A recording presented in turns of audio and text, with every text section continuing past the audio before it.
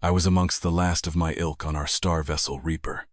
It was a shadow of what we used to create, a pathetic corvette, limping from the damage of the war earned in battle, yet untouched by the necromancy of the heretics. Long gone were the days we sailed the void with our destroyers, cruisers, and dreadnoughts. It was a recent memory, but it could not have felt more distant. I allowed my eyes to scan the bridge of my ship, the navigator looking as disheveled and withered as I felt, and from the captain's chair I could see that the measly ghost crew of this star-forsaken glorified raft felt no different. What had happened to our glorious peoples? They strayed. No longer did they remember the old ways, and those who refused to stray from the path were branded cultists. If I was a cultist for keeping to our paths after the blasted aliens took over, then I could live and die with that knowledge. I cast my mind back to where it all began as I watched the brilliant light of subspace reflect around the bridge of the Reaper. We had encountered a new species, and as we always do, we encouraged them to join us, extended a hand of welcome to them, with our only requirement the same as ever, adapting to our ways and abandoning any sacrilege. As was often the case, in the most stubborn of species at least, they refused. It was foolish. They were a fledgling star empire, estimated to barely have a firm grasp on 3 star systems, with a few newly birthed colony worlds still learning to be self-sufficient. We were legion, hundreds of systems, and enough ships to blot out the stars of their cradle world, and yet they persisted. It should have been an easy war, and though I never experienced combat myself, the soldiers who returned maimed from battle claimed they were hard fighters, stubborn to a fault, unwilling to meet their end as expected, and when it came to it, dragging as many into the final singularity as they could. It was ugly, but the war was predicted to be over in no more than a year. But the ships just kept coming, and every time they came back stronger with better weapons, some seemingly stolen from our own losses, in a disgusting brand of heresy, repurposing the corpses of our fleet for their own ends. With the monstrous fleet they quickly conquered our worlds, pushing back our formerly impenetrable defenses and robbing our homes from under us. They would tell a different story, of course, that they liberated the worlds, that they fixed our peoples with their sacrilege. They likely believed they saved us from ourselves, a deluded messiah with a god complex, riding the high of victory as long as they could, uncaring to those that were discarded and forgotten amongst the battlefield. But our laws remained. Ideas could not be killed, and our most important law was one I carried with us, and the crew on board. What dies is to stay dead. What is destroyed is to remain destroyed. Anything taken by decay or death is rightfully theirs, and to take it from them is to welcome their ire. My thoughts broke from the past and returned to the present as subspace faded from before me, and my eyes absorbed the place I wanted to meet the singularity.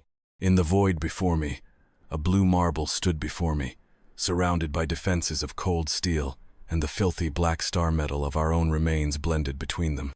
What is destroyed must remain destroyed, and to take ships claimed by death is to earn his ire. These arrogant newcomers would learn this in time.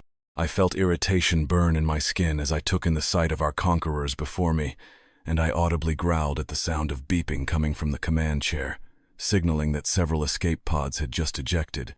Cowards and traitors, the lot of them, but they were irrelevant now.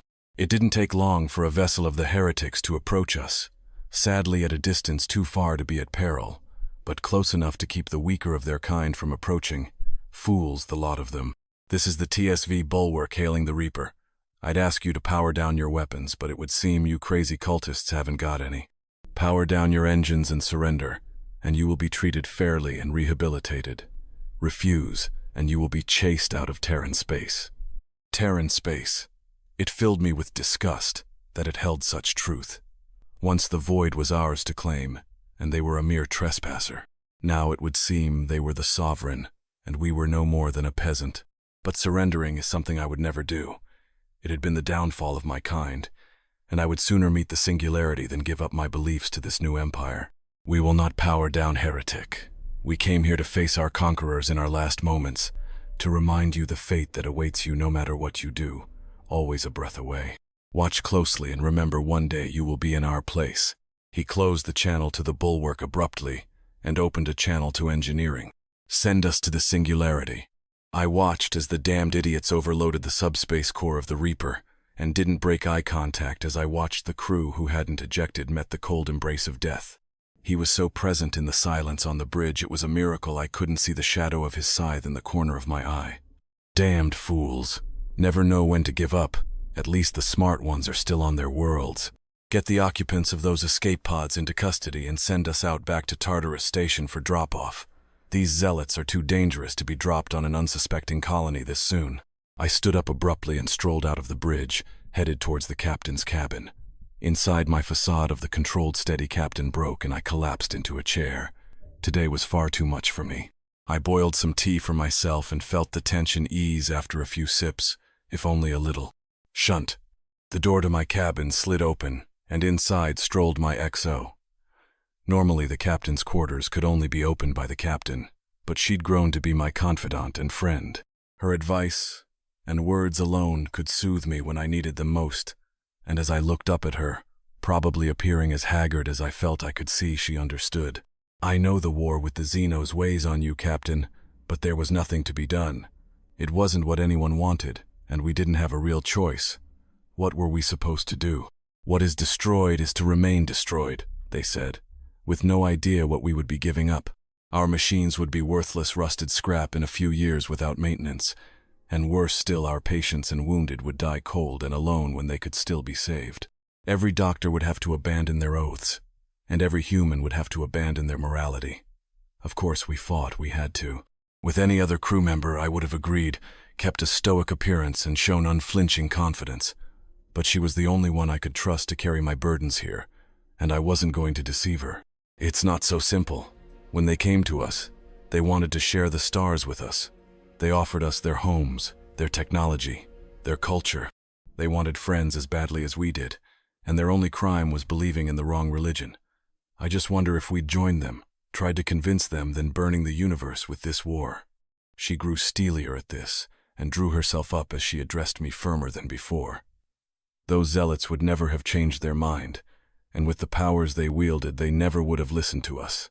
And even had they, think of the souls we would have had to abandon to death whilst we tried in vain to convince those who considered themselves our betters. This war was a test of ideas on a grand scale. They believed nothing could be reclaimed or restored, that you could not fight death. We disagreed. They left empty husks of ships, let their wounded die, and executed those in too much pain to continue, and in return the universe punished them by allowing us to crush that idea. We decided to create and heal, maintain. We kept our ships at our best, never let a soldier die alone, bleeding, if we were in a position to help. We left no man behind, and spared no resource, ours or theirs. When all was said and done, the universe favored us, and for all our faults. This is one thing we were unquestionably right about. I felt my heart sink at her words. She was right, and I hated she was right. The war had taken lives on all sides, been a meat grinder of pain and misery. True to her words, they left the fallen where they lay, whilst we crawled into the mess and carnage and raised our own back up. They had more, but we kept our few fighting, both with our cause and with our tools. That didn't mean I had to like it. I saw her shift once again, and the stern side of my XO seemed to fade, giving way to a softer look once again, reserved for my rare moments of vulnerability. No, Captain, you don't have to like it. She was always good at guessing my thoughts. It made her a great NO. War is hell, and we shouldn't forget it, and the sacrifices and cost of the conflict, but that doesn't mean it wasn't worth it. I nodded at that. Perhaps she had a point, and after a sip of my tea I looked up to see her hand offered to me. I pulled myself up and pulled myself together, feeling the confidence of my role return to me. She grinned. That's it, Captain. The bulwark is estimated to be at Tartarus in roughly 2 hours for prisoner transfer. After that, we go back to defending our worlds as we always have. After all, she reached out her arm once again and rested it lightly on my shoulder, grin never dropping. We have far more people to defend now. They have much to learn about medicine, and the cycle of life and death, decay and rebirth. Best we keep the pale horse and its rider from them, as we do our own until they can face him off as we did, as we always will do.